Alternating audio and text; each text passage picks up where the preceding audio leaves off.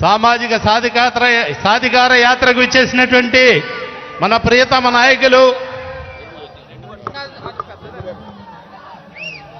గౌరవనీయులు పూజ్యులు పెద్దలు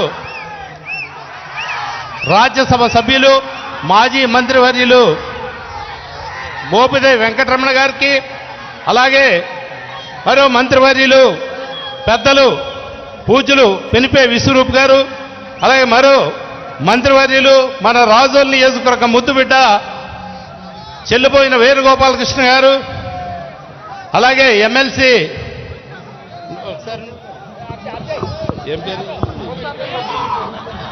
పొడిపూడి సూర్యనారాయణ గారు, అలాగే బొమ్మి ఇజ్రాయిల్, ఇంకా సుబ్బరాజు గారు, ఈ కార్యక్రమానికి విచ్చేసినటువంటి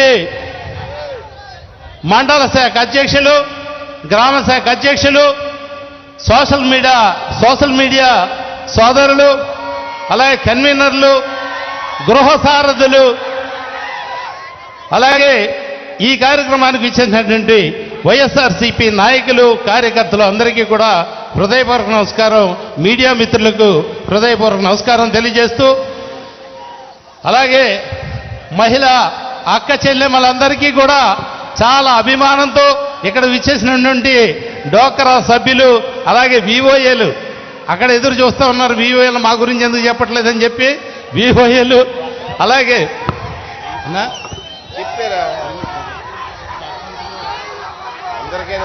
అందరికీ నమస్కారం. మరి వేళ రాజోల్ నియోజకవర్గంలో ఒక పిలుపు, సామాజిక సాధికార యాత్రని ఒక పిలుపునివ్వడంతో ఇంతమంది జనావాహిని మరి ఇక్కడికి రావటం చాలా సంతోషంగా ఉంది. జగన్మోహన్ రెడ్డి గారు చేస్తున్నటువంటి సంక్షేమ అభివృద్ధి కార్యక్రమాలకి మీరందరూ కూడా ఆకర్షితులై ఇక్కడికి రావడం జరిగింది. అనేక సంక్షేమ కార్యక్రమాలు అమలు జరుగుతూ ఉన్నాయి. అదేవిధంగా అభివృద్ధి కూడా సమపాలలో జరుగుతూ ఉంది. ఈ నియోజకవర్గంలో రోడ్ల సమస్య ఉంటే అన్ని రోడ్లు కూడా కొత్తగా మరలా వేయడం జరుగుతూ ఉంది. రోడ్ల సమస్య లేకుండా ఈ ఎన్నికలకు ముందే పూర్తిగా మేము పరిష్కారం చేస్తాం. చాలా రోడ్లు వేశాం. అదేవిధంగా ఏదైతే పూర్వం నుంచి కూడా పరిష్కారం కాకుండా 20-25 సంవత్సరాల నుంచి పరిష్కారం కాకుండా ఉన్నటువంటి సముద్రం ప్రక్కన ఉన్నటువంటి కరవాక చింతలమూరి రోడ్డుని అభివృద్ధి చేస్తూ ఉన్నాం. ఇంకో వారం 10 రోజుల్లో ఆ రోడ్డు పూర్తవుతుంది. అదేవిధంగా లక్కవరం నుంచి మలికిపురం ఉన్నటువంటి రోడ్ను కూడా వెంటనే అదే కాంట్రాక్టర్ వచ్చేది కూడా వేయటం జరుగుతోంది. అదేవిధంగా గుడిమెల్లంకల వంతెన దగ్గర నుండి శివకోడు వరకు కూడా ఈ రోడ్ను వేయడం జరుగుతుంది. ఈ రోడ్లన్నీ ఆధునీకరిస్తున్నాం. సుమారు 90 కోట్ల రూపాయలతో ఇప్పటి వరకు రోడ్లన్నీ వేయడం జరిగింది.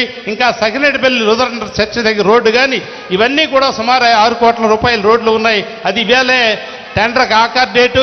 టెండర్ కూడా ఎవరో ఒకరు వేసి ఉంటారు. తొందరలో నేపాలు కూడా పూర్తవుతాయని చెప్పి తెలియజేస్తూ, ఎందుకంటే మీరు చాలా కష్టపడి చాలా దూరం నుంచి వచ్చారు, మిమ్మల్ని ఇబ్బంది పెట్టడం మంచిది కాదు. మనకు కూడా నాయకులు పైనుంచి వచ్చారు కాబట్టి ఆ నాయకులందరికీ కూడా మన అవకాశం ఇచ్చి వారు చెప్పేటువంటి మాటలు విందాం. అలాగే ముందుగా మన వేణుగోపాలకృష్ణ గారు వెళ్ళిపోతారంట.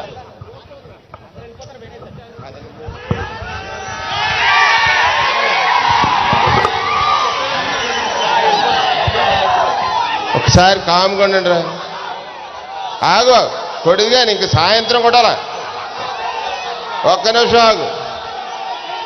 ముందుగా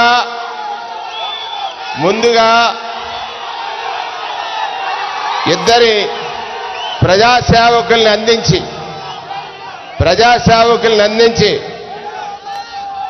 రాజోలికే కాదు రాష్ట్రానికి ఒక దిక్చూచిగా ఆనాడు రాజశేఖర రెడ్డి గారికి ఎవరి మాట ఆయన నోట వింటే అమలు జరుగుతుందో ఆ నాయకుడు దివంగత అల్లూరి కృష్ణరాజు గారిని మనస్ఫూర్తిగా స్మరించుకుంటా ఉన్నాను.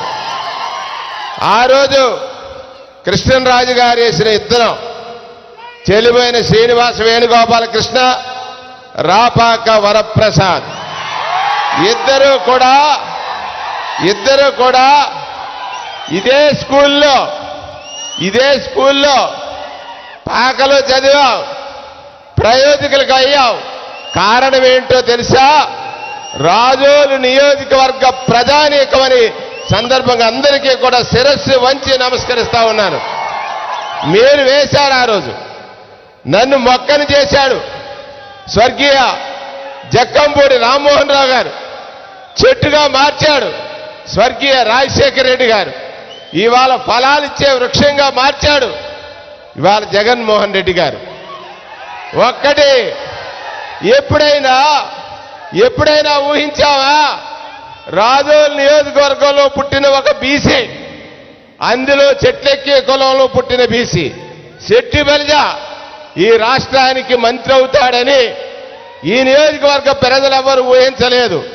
దానికి కారణం విత్తనం నాటిన కృష్ణరాజు, మొక్క చేసిన రామ్మోహన్ రావు, చెట్టు చేసినటువంటి రాజశేఖర రెడ్డి, ఇవాళ వృక్షానికి ఫలాలు ఇస్తున్నటువంటి జగన్మోహన్ రెడ్డి. నేను ఎక్కువ మాట్లాడను, మీరందరూ ఒక్కసారి ఆలోచించండి. శెట్టివంచి సామాజిక వర్గీయులు ఎక్కువగా ఉన్నారు ఇక్కడ. మనకి ప్రాతినిధ్యం కానీ, ప్రాముఖ్యత కానీ, ప్రయోజనత్వం కానీ వచ్చిందంటే రాజశేఖర రెడ్డి గారి పాలనలో.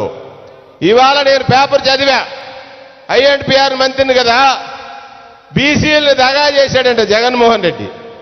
అరే నాయనా, 14 ఏళ్లు ముఖ్యమంత్రిగా బీసీలను బానిసలుగా,